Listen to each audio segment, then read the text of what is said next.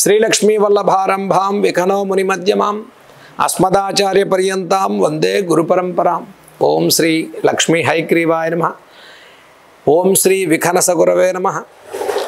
ఇక 2025 శ్రీ విశ్వావసనామ సంవత్సరం సింహరాశి వారు చేసుకోదగినటువంటి పరిహారాలు మనం చెప్పుకుందాం. మరి సింహరాశి వారికి ఈ 25వ సంవత్సరం అష్టమంలోకి శనైశ్వరుని ప్రభావం, మే 16 వరకు అష్టమ శని రాహులు, ధనస్థానంలో కేతు ప్రభావం, అన్నీ జరిగిపోతున్నట్టే ఉన్నాయి. గురువుగారు ఏదీ జరగట్లేదు. అలా అన్ని విషయాల్లో ఈ సంవత్సరం మొత్తం కూడా మనం చక్కగా అభివృద్ధి పదంలో ముందుకెళ్ళటం కోసం కొన్ని పరిహారాలు మనం చెప్పుకుందాం. సింహరాశి వారు ముఖ్యంగా అష్టమ శని రాహుల యొక్క దోష నివారణ పరిహారం కోసం ఫైనాన్షియల్ ట్రాన్సాక్షన్ చేసేవారు ఆరోగ్య విషయంలో జాగ్రత్తలు పాటించండి. సకాల భోజనం చేయండి. సుదూర ప్రాంతాలకు ప్రయాణాల విషయాల్లో జాగ్రత్తలు పాటించండి. కన్స్ట్రక్షన్ సైడు లోన్స్ తీసుకునేవారు ఫైనాన్షియల్ ఫండ్ ఆగిపోవటం, మధ్యవర్తుల వల్ల చీటింగ్ కానీ, ఆకస్మికమైన ఇబ్బందులు కానీ, ఆకస్మిక అనారోగ్య సమస్యలు కానీ, కుటుంబంలో అనిశ్చిత వాతావరణం అంటే కుటుంబ వ్యక్తుల నుంచి అనారోగ్య సమస్యలు కానీ పెరగకుండా ముఖ్యంగా మీ ఆరోగ్య విషయాల్లో కూడా తగిన శ్రద్ధ పాటించడం చెప్పదగ్గ సూచన.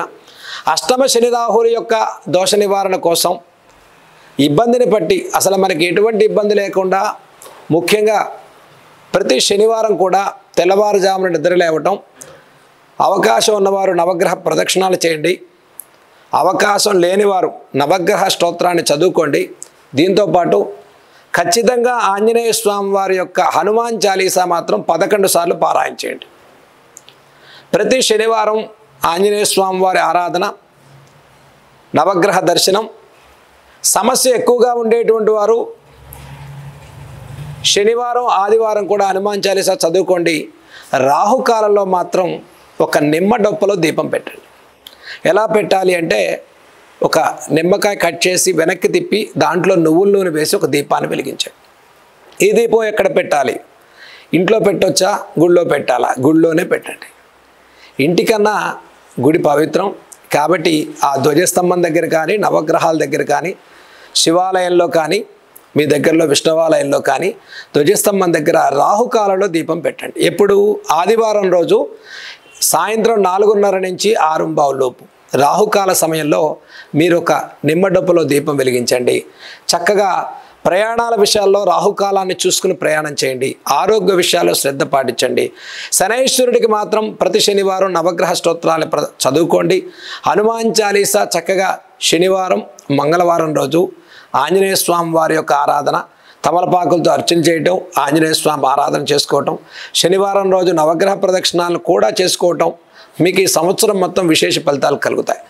దీంతోపాటు విద్యార్థులకు ఫోకస్ బాగా పెరగటం, కాన్సన్ట్రేషన్ ఉండటం కోసం, డైవర్షన్ లేకుండా చికాకులు తగ్గటం కోసం, సద్బుద్ధి పెరగటం కోసం ప్రతిరోజు కూడా ప్రాతకాలాన్ని గణపతి యొక్క నామాన్ని జపం చేసుకోండి.